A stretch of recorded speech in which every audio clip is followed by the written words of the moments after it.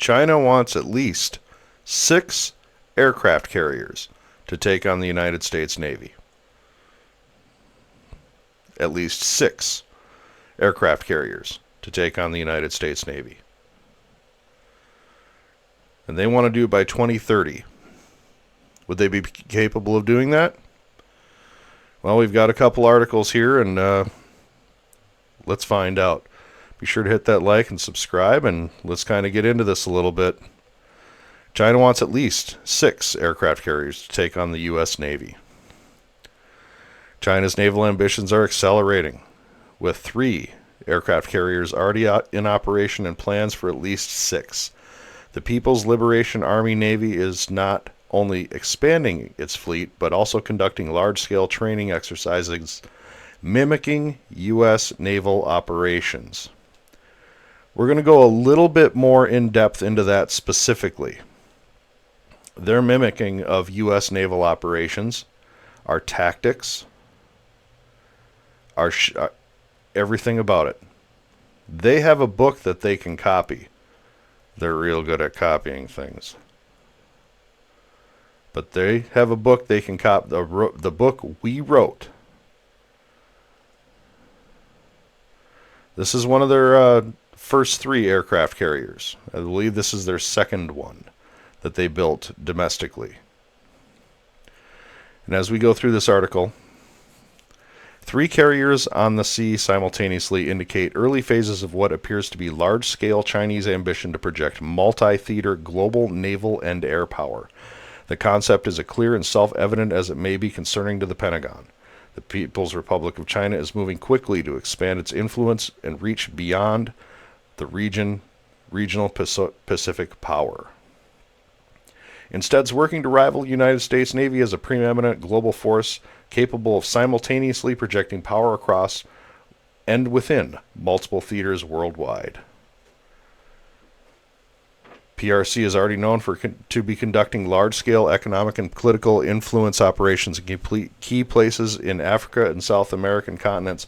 Therefore, adding a carrier presence would introduce unprecedented military dimensions to these well-known ongoing efforts. What would happen if a Chinese aircraft carrier came and visited any country in the Americas? What do you think the response would be if a Chinese aircraft carrier battle group on even a friendly visit was allowed to visit a Western Hemispheric port? I think I know what the answer would be. For example, in recent years, China has built a forward operating military base near the U.S. military's facility in Djibouti, located in the north in the Horn of Africa. In a related effort, Beijing's One Belt, One Road initiative seeks to establish an access lines and influence between western and southern China and India and the Middle East. Real quick, their base in Djibouti is pretty extensive. This is Djibouti. You see where it's at? This is where the U.S. Navy has been having an ongoing battle, firing over 200 missiles. A 15-month battle that costed over $500 million with many ships damaged and sunk. None, of course, with the U.S. Navy because our sailors are awesome. But this is Djibouti. The United States Navy military has a facility here. It's right here. This is the U.S. facility. This is all public. I'm not giving any information away that isn't already known, especially when you consider that's us. Well, this is the Chinese. This is the Chinese military facility in Djibouti. Looks pretty damn extensive, if you ask me. A giant wall surrounding it. Multi-level barracks. These are multi-story barracks. a small flight line, clearly designed for helicopters, maybe small aircraft. Clearly an underground facility in here too. Clearly an underground facility in here too. And this is all within the walls of the Chinese facility. And look what we have here. Look at this pier. That pier looks like it's pretty deep water. Deep enough for possibly, I don't know, something like this. This is their new aircraft carrier. This is their brand new aircraft carrier. It's just a couple feet longer. The United States ship, the Gerald R. Ford, our newest aircraft carrier. It, along with the Gerald Ford, has electromagnetic catapults on it. We no longer use steam catapults to launch aircraft into the air. The Gerald R. Ford uses electromagnetic catapults, and so does this. This will be utilizing China's A-35 fighter, the naval variant. Let's bring that up real quick. A-35 fighter.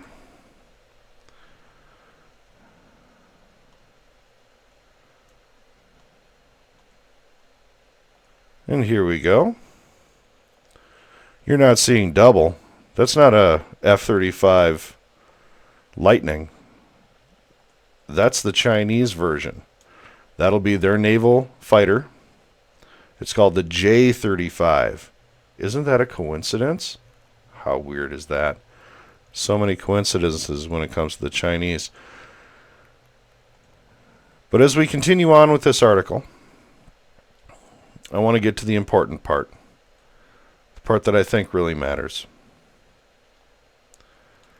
In 2024, Pentagon's annual China report explained that the People's Liberation Army Navy is conducting far-sea carrier training operations at further distances off its coast in key areas near the Philippines. Sure enough, not long after the U.S. Navy conducted aligned dual-carrier sortie coordination drills in the Pacific, the People's Liberation Army Navy did the same thing. This parallel suggests that the PRC, People's Republic of China, is not only looking to copy U.S. reach and influence, but also mirroring U.S. tactics and training. Chinese government-backed newspapers such as Global Times regularly show People's Liberation Army multi-domain task force kinds of training and efforts to copycat the Pentagon's joint all-domain command and control system. Should China wish to support its growing military presence in certain places such as the Middle East or expand its allied relationships, it will need forward-deployed naval power, which is why you have a ship like this. That is power projection. It will have between 60 and 90 aircraft on board. It is not a nuclear-powered vessel, so it is conventional. But you saw that pier in Djibouti. There's a very good chance that the depth here is just fine for that aircraft carrier to pull up, grab a hose, and start pumping in some gas. Can China build aircraft carriers fast enough? This is the issue this channel has been screaming about now forever. The answer is going to be yes, they can. The problem is that we cannot. And we're going to lead into another story kind of showing that right now after this.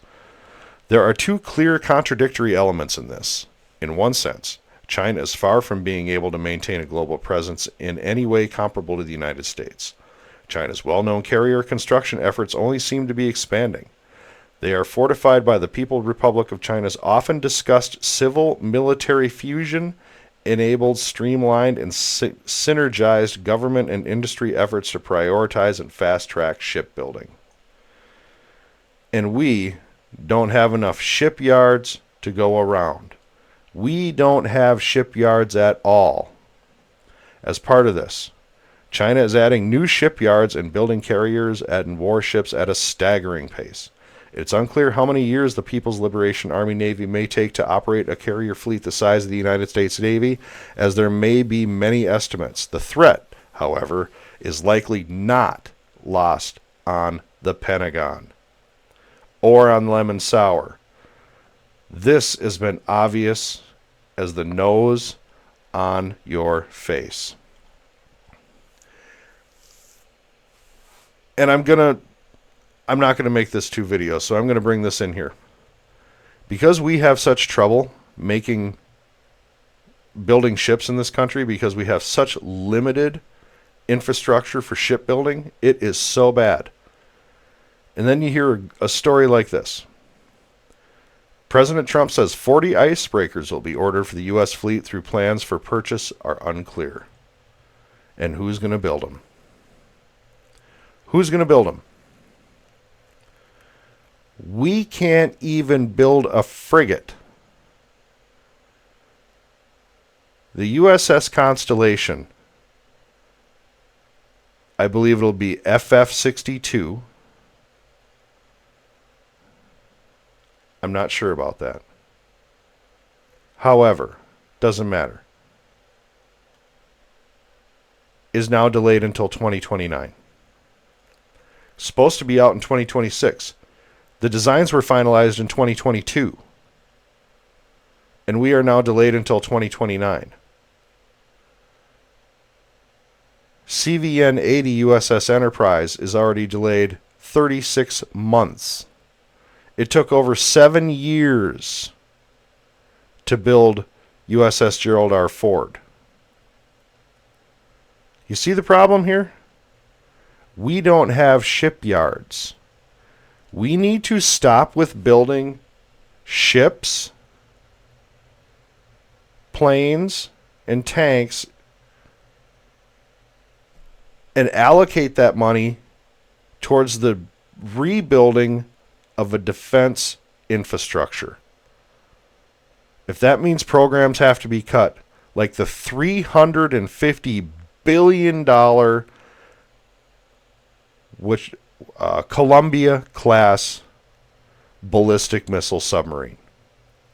$350 billion for the Columbia-class ballistic missile submarine. I'm not saying that we don't need to upgrade our fleet. But if we can't build anything to upgrade our fleet with, then what's the frickin' point of dumping money into an empty hole? We need infrastructure. We also need to think outside the box. The days of the large warship are very likely numbered. They're very likely over. Smaller, more dispersed, still capable of finishing the mission. But first and foremost, it's time the United States think about a war production board. You can call it a defense production board if you want. But somebody, some agency to start thinking about the defense industrial needs of this country in a way that is a larger scale than what we have thought of since World War II.